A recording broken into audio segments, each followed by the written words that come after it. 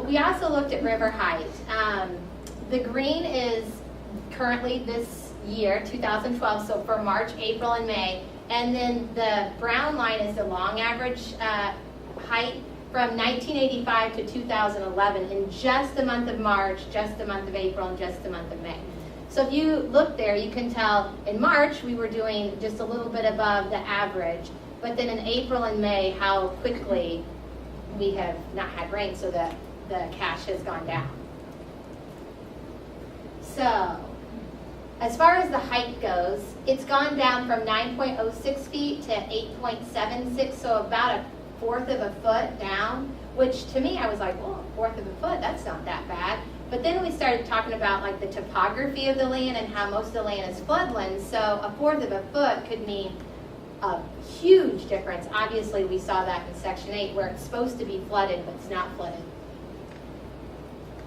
And this is the flow of the river, and you can see a huge difference on this graph, more so than on the other ones. This is for the last 89 years, so it's a longer period of time. The green being 2012 and the gray being the last 89 years.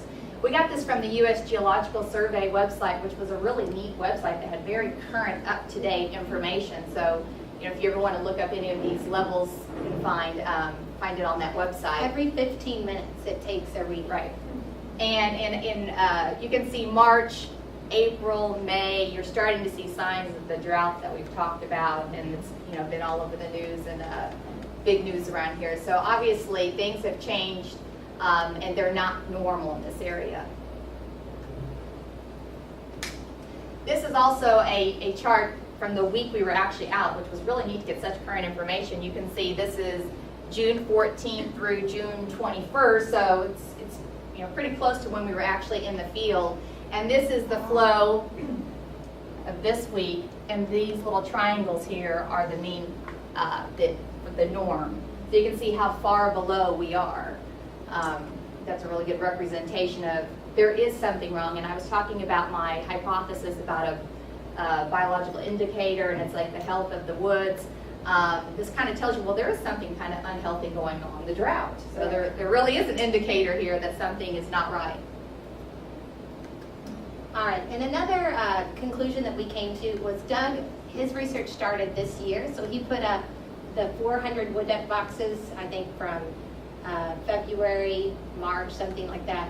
And we had learned in our studies that 96% of wood ducks return to the same area, where only 2% usually change their nesting sites. So we thought, well, maybe the wood duck boxes haven't been there and been established long enough. Maybe next year we would see an increase in wood ducks because the wood duck boxes have been there, and maybe if some wood ducks would come in and they would continually come back to the same nesting boxes. Another idea we had as to why there may not have been any wood ducks is there might have been high predation pressure in the area, and it might have deterred the wood ducks from making their nest there, or they could have been predated last year even and then not returned because of the years past. And so we just kind of put some pictures we found. We were just enjoying all of our experience, and we found all these skulls here and bones and deer, all kinds of, I guess, other predated animals. So here are our results. Our results, we had empty wood duck boxes, both in the Section 8 and Heron Pond. We could tell if it was over land, because of course that was my research, or by water. We couldn't do a 50-50 split on that because it was randomly generated from Excel, but we would mark which it was. And of course, in Section 8, most of them would have been over water, but because of the drought, we had to mark what it currently was in. Then we got to the point where we were just really writing anything down. We had 1 wasp and 3 mosquitoes in the box. We had leaves from a mouse and a big spider. Yeah. So, just kind of fun. So just for fun, since we didn't find anything, and like we talked to Dr. Wright, we probably would have gone back and randomly got another sample and gone again, but Doug told us that out of his 400 wood duck boxes the entire time of his project, he only had 4 wood ducks the whole season. So luckily, we didn't get 10 more and go out and see 0 again, and then all 4 are now gone. since the water has left. So he started touring us around the cache. Neither of us had been to the cache, and so the last day we went to all the places that we learned about. And you know, I had just been to Florida and to an aquarium, and you take your iPhone and you scan like a little black and white thing that you scan, and this person comes on and tells you all these interesting facts. And it was just so nice to have Doug, because he was like my little smartphone.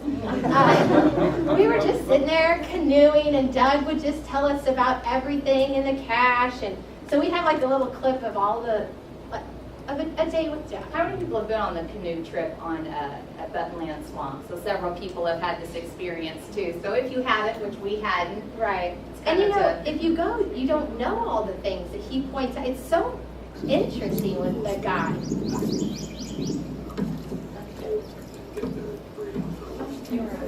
Spring migration back up through here used to go and field the borders students now breeding colors. We want to shoot blue in the field. Breeding colors want to go west south. Well, you can't hear it, but he's telling us about the bird that's chirping and what kind of bird it is, and about the knobby knees, and about the buttonbush, and the fish that are in. I mean, he's just going like, oh, and then on the right side you can see the left side, and of course, Doug and I are rowing, canoeing. And today's just videoing. But you know, the point of that is that for two school teachers who, you know, kind of thirsty for knowledge and didn't know anything about what the study site was, this was really a great experience. It added to it for us. I would love to bring my students out and have Doug, I mean, just a little video of Doug. I said, into, you know, where you go and they give you like these little headsets and you listen as you tour around. I said it would be neat to have, because there's so many things about the cache. If you didn't know what you were looking at, it would be like, wow, that's a neat little tree. But when you go, it's just amazing. And we got to see the state champion bulb cypress.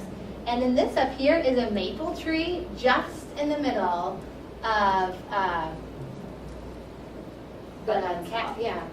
Wetlands Swamp. And so how did that maple tree get there? Well, it must have landed on like a knobby knee and then grown up around.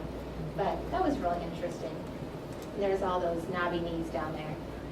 And this early in the day. This was just us having fun, just showing how much we were enjoying this class and all these neat trees we were seeing. And this is Heather here, peekaboo, right through the hole of the tree.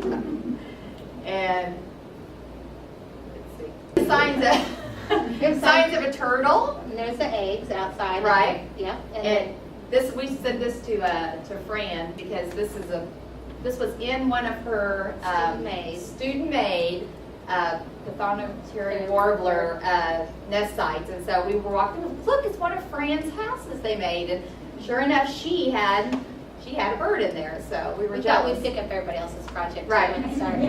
And we were hoping that was. we found some poop and we thought of Jennifer. You know, we were just so excited for everybody else. We're like, look, everyone else things are going on for them. And this is just another, we called it Fun Facts by Doug. He was showing us the pawpaw. He explained what the wood duck feather looked like, that it had the blue tint, so we were able to kind of identify those now. He talked to us about the berry bush being part of the rose bush family. We didn't know that. Spearmint always has a square stem, Right. and the leaves are always So opposite we each learn other. things regardless if we didn't find any. But unfortunately, that's the only way I can say. Yeah. And of course, we want to say thank you to Douglas McLean because he was a fantastic guide for us. Fantastic. It's a great experience. Thank you.